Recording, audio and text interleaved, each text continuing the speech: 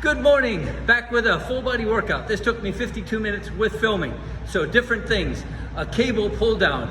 I did good mornings for the hamstrings. I did goblet squats for the tush. I did flat dumbbell bench press, lying triceps extension, incline dumbbells, and a French curl lying for the triceps. So check this out, mix them in, never be afraid to do 10 to 20 sets to hit every body part. Have a great day.